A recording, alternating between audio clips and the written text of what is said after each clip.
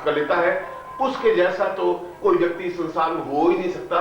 स्वयं देवता भी उसके भाग्य से ईर्ष्या करते हैं। स्वयं पार्वती ने एक स्थान पर कहा है कि जो अपने जीवन में ऋषिश्री दीक्षा प्राप्त कर लेता है, मैं अन्नपूर्णा के रूप में उसके शरीर में स्थापित हो जाती हूं। कामदेव ने अपने काम अनंग रूप में स्पष्ट रूप से बताया है कि जो ऋषिश्री दीक्षा प्राप्त कर लेता है, मैं उसके चेहरे पर पूर्ण रूप से स्थापित होता ही हूं, क्योंकि यह मेरी प्रतिबद्धता है।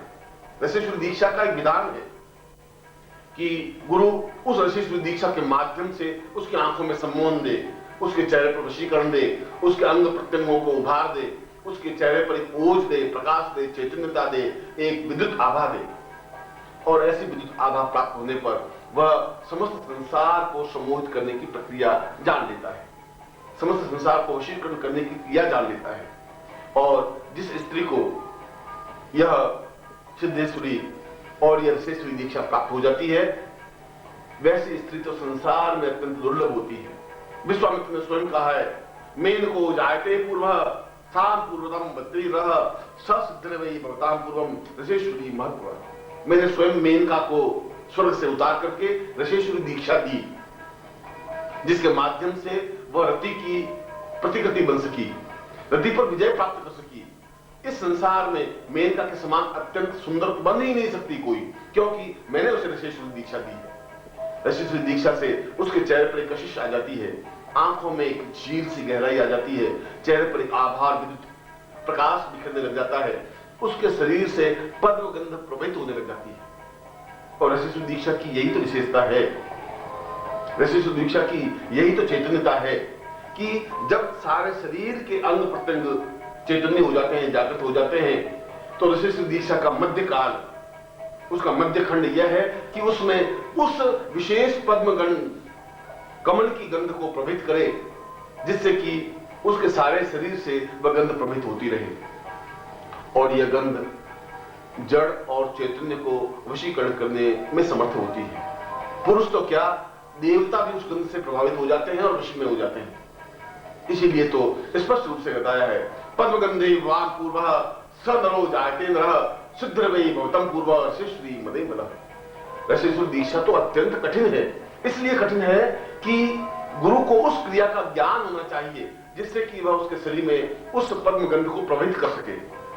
और जब मनुष्य के शरीर में पद्मगंध प्रभावित होती है, तो उसका सारा शरीर चैतन्य और जागृत हो जाता है। और इससे भी बड़ी बात यह है कि उसके शरीर से भीनी भीनी खुशबू निकलती रहती है, जिससे कि दूसरे लोग प्रभावित आकर्षित होते हैं, आकृष्ट होते हैं, उसके साथ चुंबकीय शक्ति से आबद्ध हो जाते हैं।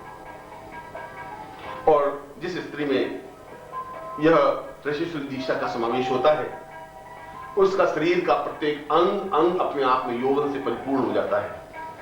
उसकी आंखों में, उसके चेहरे में, उसकी आभा में, उसके वक्षस्थल में अपने आप में अद्वितीय निखार आ जाता है, और वह समस्त संसार को सम्मिलित करने की कला जान लेती है। इसीलिए तो यह स्पष्ट रूप से बताया गया है कि ऋषिश्री दीक्षा देना अत्यंत कठिन कार्य है। परंतु जो समर्थ गुरु होते हैं, जो गुरु इस प्रकार की ऋषिश्री दीक्षा प्राप्त किए हुए होते हैं, जिस गुरु को ऋषिश्री दीक्षा देने का ज्ञान होता है, वह गुरु अत्यंत प्रसन्न होने पर ही ऋषिश्री दीक्षा देते हैं। और जब किसी साधक को या मनुष्य को यह ऋषिश्री दीक्षा प्राप्त हो जाती है, तो उसके जीवन में किसी प्रकार का कोई अभाव रहता ही नहीं है, क्योंकि वह पुरुष पूर्ण कामदेव की तरह सुंदर, आकर्षक और अद्वितीय बन जाता है। भगवान शिव की तरह अपने आप में पूर्ण पुरुष बन जाता है। उसके जबान में, वाक शक्ति में पूर्णता आ जाती है। वह जो कुछ कहता है वह सत्य होने लग जाता है। उसकी आंखों में एक गहराई आने लग जाती है। और जिस स्त्री ने ऋषिश्री दीक्षा प्राप्त की हो, रति भी उसके सामने पानी भरती है। अप्सराएं उसके सामने तुच्छ और मौनी लगती है, क्योंकि अप्सराओं में पद्मगंध नहीं होती, केवल ऋषिश्री दीक्षा प्राप्त स्त्री में ही पद्मगंध प्रभावित होती है। और जिस स्त्री में प्रभावित पद्मगंध हो, वह संसार को विजय करने में क्या न्यूनता रह सकती है।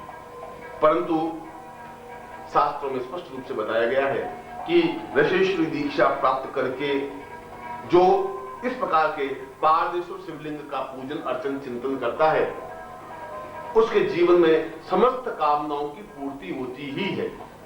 उसके घर में ब्रह्मा, विष्णु और रुद्र, कामदेव और अन्य सभी देवी देवता स्थापित होते ही हैं, क्योंकि इस प्रकार की ऋषिश्री दीक्षा से, और यह ऋषिश्री दीक्षा अत्यंत लंबा कार्य है। 3 भागों में ऋषिश्री दीक्षा दी जाती है। ऋषिश्री दीक्षा के पहले भाग में उसके सारे शरीर को चैतन्य निर्मल बनाया जाता है। उसके पूर्व जन्म के दोष समाप्त किए जाते हैं। इस जन्म के समस्त पापों को काटना पड़ता है और सारे शरीर को शुद्ध और चैतन्य बनाया जाता है। दूसरे भाग में उसमें 32 सदाशिव रूपों को स्थापित किया जाता है और 32 लक्ष्मियों के रूपों को स्थापित किया जाता है, और सारे शरीर में और अंग प्रत्यंग में देवताओं का निवास करके उसको अत्यंत आकर्षक सम्मोहक बनाया जाता है। और इस दीक्षा के तीसरे चरण में उसमें पद्मगंध प्रवहित की जाती है, जिससे कि उसका सारा शरीर चैतन्य निर्मल हो सके, पद्मगंध से आपूरित हो सके, आकर्षण वशीकरण से युक्त हो सके, सारे संसार को सम्मोहित करने की कला में दक्ष हो सके, और उसके चेहरे पर एक अद्भुत ओज, एक अद्भुत चैतन्यता, एक अद्भुत प्रभावमानता आ सके, जिससे कि वह संसार में अलग व्यक्तित्व अनुभव हो सके। शास्त्रों में यह बताया गया है कि भगवान सदाशिव ने स्वयं कृष्ण को ऋषिश्री दीक्षा प्रदान की थी। उसी वजह से वह कृष्ण एक सामान्य मनुष्य के रूप में जन्म लेने के बावजूद भी हजारों हजारों गोपियों को, हजारों हजारों पुरुषों को, शत्रुओं को भी अपने वश में कर सके और पूर्ण पुरुष की संज्ञा प्राप्त कर सके, क्योंकि ऋषिश्री दीक्षा का विधान ही अपने आप में अद्भुत और अनिवर्चनीय है। यह विषय अपने आप में अत्यंत गोपनीय रहा है। इस विषय को प्राप्त करने के लिए तो शंकराचार्य स्वयं प्रयत्नशील बने रहे और अपने गुरु गोविंद पादाचार्य को स्पष्ट रूप से कहा, न पुण्यम पूर्तम पुण्य ऋषिश्री महत्पूर्वा सदीर्घो सतम पूर्वसाम बदेबरा। मैं अपने जीवन में ऋषिश्री दीक्षा जब तक प्राप्त नहीं कर लेता तब तक मेरा जीवन अधूरा और तुच्छ है। मैंने चाहे कितनी भी सिद्धियां प्राप्त कर ली हैं, मैंने चाहे लक्ष्मी को अपने रूप में सामने साक्षात्कार किया है, मैंने कनक वर्षा करा करके उस लक्ष्मी को आबद्ध किया है, परंतु जब तक मैं ऋषिश्री दीक्षा प्राप्त नहीं कर लेता तब तक जीवन में कुछ भी प्राप्त नहीं कर सकता। और तब गोविंद पादाचार्य ने कहा कि तुम्हें भगवान शिव को प्रसन्न करना है, साधना संपन्न करनी है। पूरे 1.5 वर्ष तक हठयोग के माध्यम से भगवान शिव को प्रसन्न करके उनसे ऋषिश्री दीक्षा प्राप्त करने के बाद ही शंकराचार्य पूर्ण पुरुष की संज्ञा प्राप्त कर सके। इसीलिए तो यह ऋषिश्री दीक्षा जीवन का सौभाग्य और अद्वितीयता मानी जाती है। इसीलिए तो यह संपूर्ण शरीर की जगमगाहट है। इसके माध्यम से रोग समाप्त हो जाते हैं, कठिन से कठिन रोगों की क्रियता समाप्त हो जाती है, वह पूर्ण रूप से शुद्ध और चैतन्य बन जाता है। उसके शरीर में ओज, बल, साहस और क्षमता प्राप्त हो जाती है, शरीर की झुर्रियां समाप्त हो जाती हैं, उसका वृद्धत्व समाप्त हो जाता है, पके हुए बाल दूर हो जाते हैं और सारा शरीर एक सांचे में ढल सा जाता है। और इसीलिए जीवन का समस्त सौभाग्य ऋषिश्री दीक्षा को कहा गया है।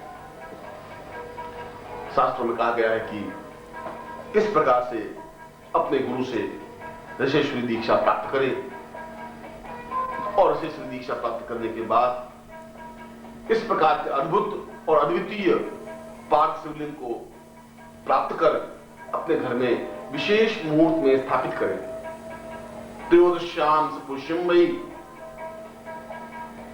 चंद्रवारेण वैयुतः गुरुर्वै जायते शुभ्रम वाक्यम भवति निर्मलः।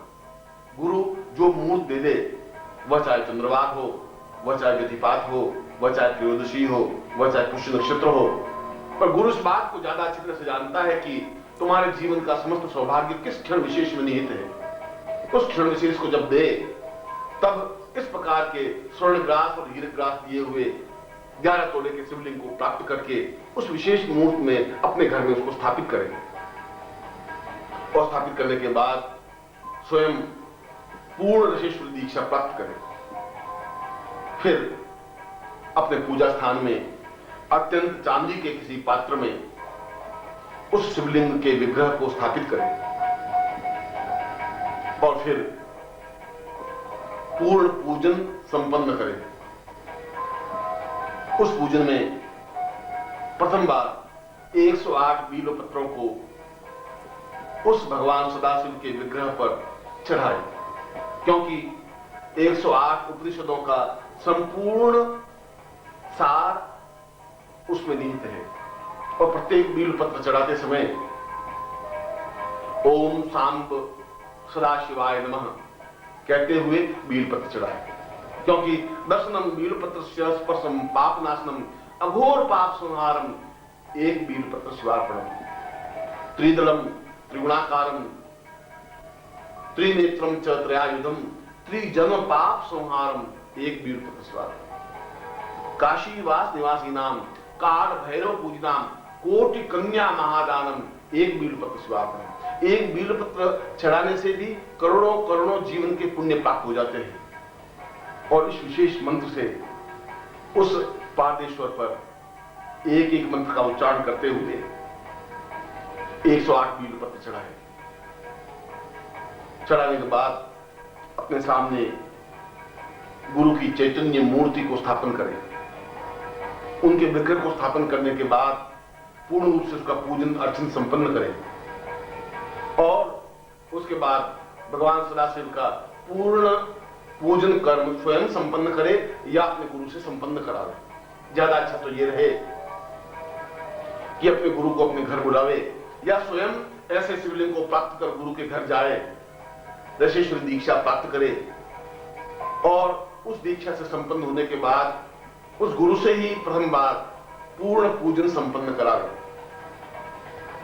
108 बीलपत्रों को चढ़ाने के बाद उस दशेश्वर शिवलिंग या पारदेश्वर शिवलिंग पर उन तत्वों का समावेश करावे जो तत्व अपने जीवन के पूर्ण हैं, और वे सप्त तत्व हैं भू भुव स्व मह जन तप सत्यम।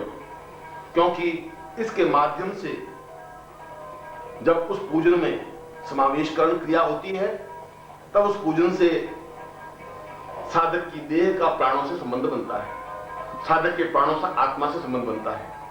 और ऐसा संबंध बनते ही, ऐसे बीलपत्र समर्पित करते ही उसकी ध्यान प्रक्रिया प्रारंभ हो जाती है, उसकी समाधि प्रक्रिया प्रारंभ हो जाती है और वह अपने सामने साक्षात भगवान सदाशिव के पूर्ण विग्रह को देखने की क्रिया करने लगता है।